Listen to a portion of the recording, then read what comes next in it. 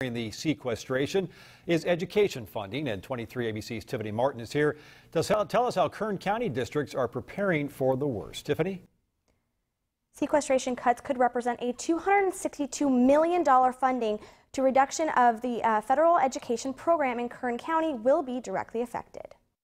Under sequestration, the government wants to stop any potential spending regarding education. The federal cuts expected this Friday will kill 8% of California's education budget. The Kern County Assistant Superintendent says that schools are already preparing.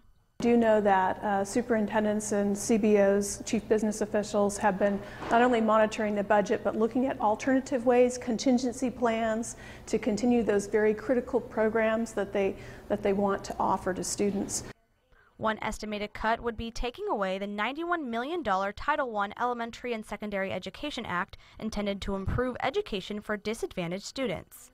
It meets the need for those disadvantaged students who are economically disadvantaged and may not have the same opportunities of other students.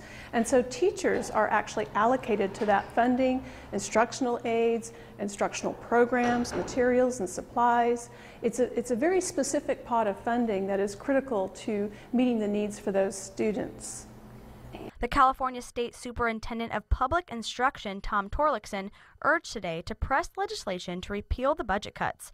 Torlakson stated in a letter to Congress that after years of extensive state and federal budget cuts to education, these cuts will devastate communities across California. Reductions are not easily done. We've already completely devastated, in some cases, our teaching staff and our support staff for the student programs. So it's important to continue to look at the most critical need.